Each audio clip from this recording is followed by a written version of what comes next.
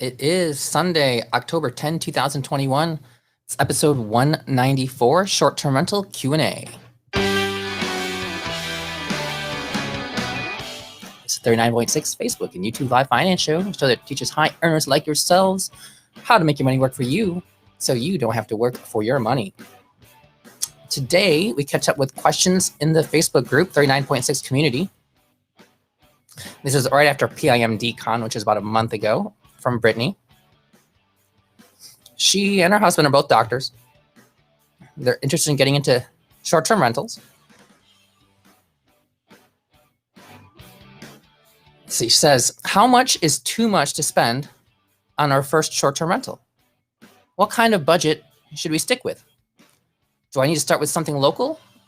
Ideally, I'd like to have properties all over the country and even potentially Europe too. Even with our actual homestead, I've had issues finding good contractors. Where do I find a good handyman, someone that can help with remodels? How do I find a real estate agent that knows these kinds of deals? I've only ever worked with a real estate agent for a primary home. Thank you for all you do. I look forward to hearing everybody's input. All right, so a lot of questions here, and we'll kind of tackle them one at a time. So first of all, yeah, a lot of people are getting into short-term rentals. There are a lot of tax advantages, especially for W-2 earners who don't have real estate professional status. However, one of the primary caveats is that ultimately, to really get a lot of that benefit is you have to self-manage or put in more hours than anybody else, which really means self-managing. Okay, and then have to have, enough material participation, which ultimately comes down to that self-management, but also run it more actively than just a long-term passive rental. So these tend to require time and effort. And if you, again, are not managing this or not putting in more hours than anybody else on that particular property, you're not going to be able to potentially even really harness those losses onto your tax return to offset W-2 income. Okay, but how much is too much to spend on our first short-term rental? What kind of budget should we stick with? This is like a very hard question because a lot of people who are just getting started in real estate often don't really have much money at all. And so they are potentially investing like all of their money into their first real estate asset. I mean, when I bought my first real estate property, and that was in medical school, and it was going to become a rental, that was a condo I bought for around $60,000 plus. And I think my down payment was somewhere around like $6,000 in terms of how much cash I brought to closing. This was back like 2006, 7. So, but that was all the money I had. I was broke. So that was like 100% of my net worth was just in that one property. But I was also living there, and also wasn't that much money at the end of the day. So there's two ways I think about how much money. One is actual dollars, but the other is also how much percentage of your net worth. And then another way is also just percentage of income. Okay, so kind of those are both correlates percentage-wise versus dollar-wise. And so these are two very different things. And at the end of the day, you have to do what you feel comfortable with, right? I wouldn't put like 100% of my net worth if my net worth is in the millions of dollars into my first property. But if your net worth is like zero and you're putting in $50,000 into a property, and let's pretend you make a couple $100,000 a year, $50,000 probably isn't horrible because you can replace that capital. But really what's very important is also just how do you prevent yourself from losing money? Okay, and to me, that's really one of the most important things, right? That's like one of Warren Buffett's rules is never lose money, never lose your investment. So when I'm buying properties, I find properties that are mitigated in terms of losses, where I can protect the value of my asset, where I have multiple exit strategies, right? So one of the safest exit strategies is to have a property that you can rent out long-term already. If a property is going to be a reasonable long-term rental, okay, now you're not likely going to get 10% cash on cash deals like you did maybe a decade ago. But let's pretend you had like a 6% cash on cash deal. Okay, not horrible at all. If we're looking at cash on cash, that's probably a very reasonable long-term rental, okay, that if you're planning to run it as a short-term rental, at least you have a very safe backup plan. Even if cash on cash is maybe even a little lower, just how can you hold on to that asset? I also looked at just what is that asset price compared to other properties in the area.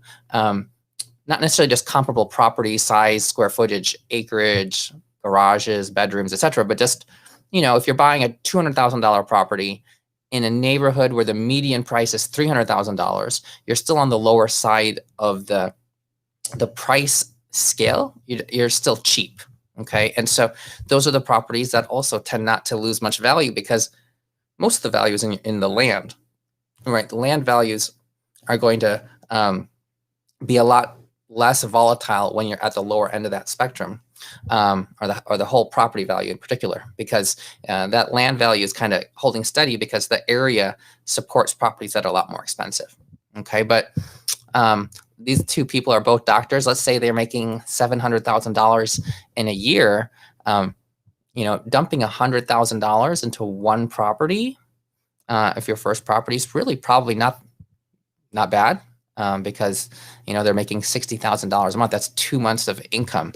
I think in general, 2 months of income is a very safe place, especially when you're getting started, and it's something that you're going to be in charge of yourself, and you're going to have your time and eyes on. If something's completely passive, 2 months is still probably reasonable to me, depending on what that is, like what that amount is, and relative to other things. But if you're putting in $100,000 into a completely passive deal and it's 2 months, okay. If I'd rather have that be like $50,000.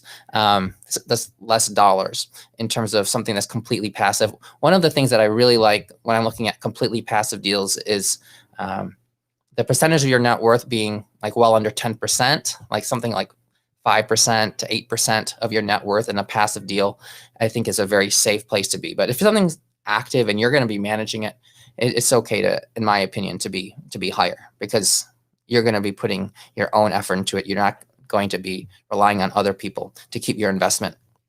Okay, do I need to start with something locally? I'd like to have things all over the country. So you don't have to start local. And a lot of people start local because they think that's the easiest thing to do. Now, if you do want to put in your hours and get material participation, and you're going to self-manage, certainly something local makes a lot of sense. Okay, if you're going to do something remotely and you're going to have full-time property management, you're not going to really have that material participation. You're not going to be able to really count those losses the way you would want to. And so that will be a lot more challenging. Now, there are people who still self-manage from a distance, right? And they have people who do turnovers and whatnot. But you really have to keep track of your hours and how many hours other people are doing versus what you're doing. There are definitely people who do short-term rentals and self-managed remotely, but it can be challenging to show those that you're putting in more time than other people. Okay. So a lot of people who are trying to get losses, they're going to start locally. Although, locally it might be harder to find the right deal. So it's a balance. You definitely don't want to be investing just because it's local, just because of a loss. You want to make sure you're investing in something that's going to make you money. Do I need to start? Okay, so even with our actual homestead, I have issues finding good contractors. Yeah, everybody has problems finding good contractors. Everybody does. And contractors all have expiration dates. A lot of times, they're going to do a good job for you once or twice, and then they think that they're going to get that business, and then prices can go up or work quality can go down.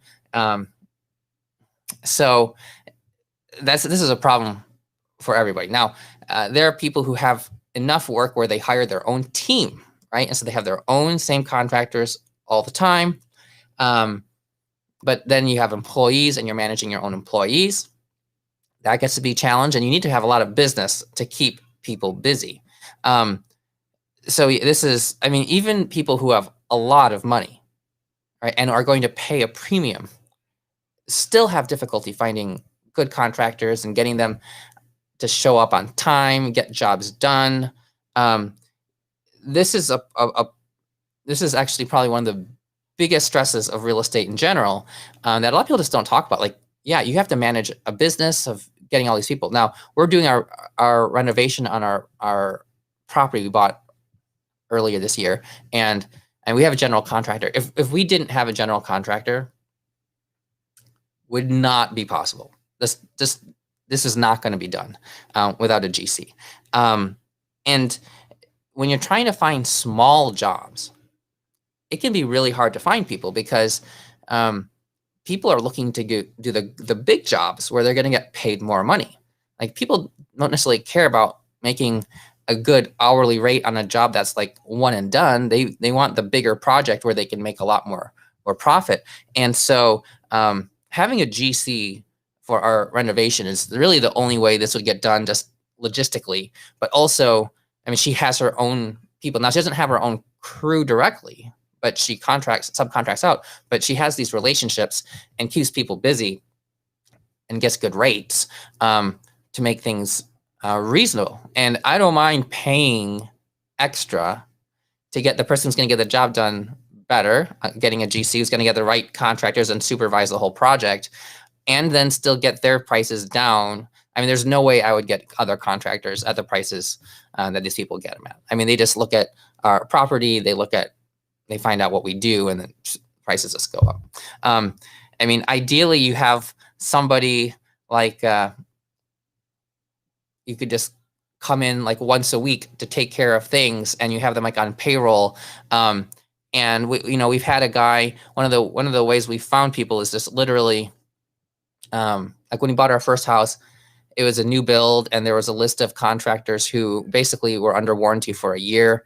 And whenever things came up, they'd send out some subcontractor, and we would meet people, and if we found people that were like we were like, hey, if we have other stuff, do you want to work for us? And we call them up whenever we have projects. But yeah, this is not easy. There's a lot of work and time involved in renovating a house. And if you're a physician making hundreds of dollars an hour, it could be very expensive to try to do all of your own GC work if you're not experienced in doing that and already have a network of people. A lot of this really comes down to this networking and meeting the right people who will help you achieve the goals you want, and you help them achieve theirs. So it's win-win for other people and sustainable. And a lot of that just comes down to networking, going to, we went to real estate investment group meetings for a long time when we were new to real estate investing, and met a lot of people. And those are still the people that, that's how we got our general contractor, was from that group. So it can be very, very, very valuable. How do you find real estate agents that know these kinds of deals? Real estate agents, I mean, there's a lot of real estate agents out there. They're looking to make commissions. Now, you ultimately have to do your own due diligence, right? I would not trust any real estate agent off the cuff to find you good deals for short-term rentals unless they're already doing that stuff themselves.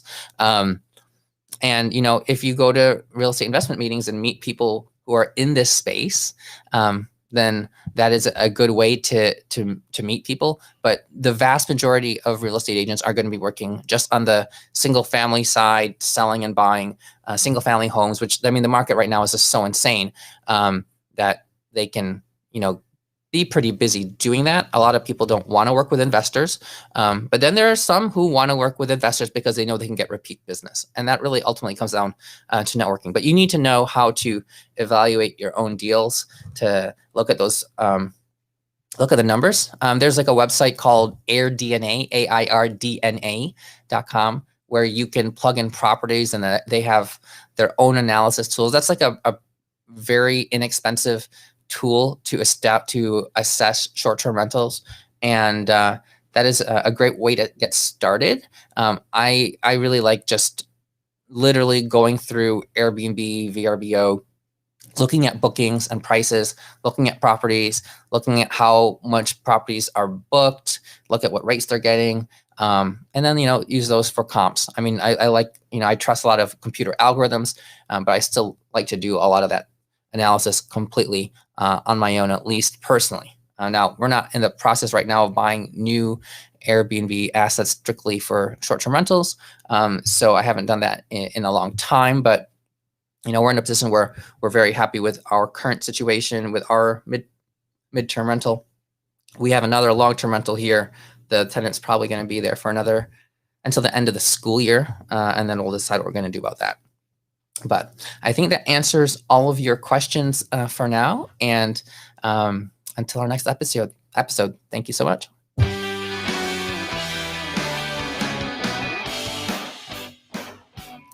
Again, 39.6 Facebook and YouTube Live Finance Show. None of this is legal, financial, accounting, or other advice. We just kicked off our multifamily masterclass this past week. It's been going excellent. If you didn't enroll this time around and you want to join, stay tuned for our next one, probably sometime next year. All right, have a great day.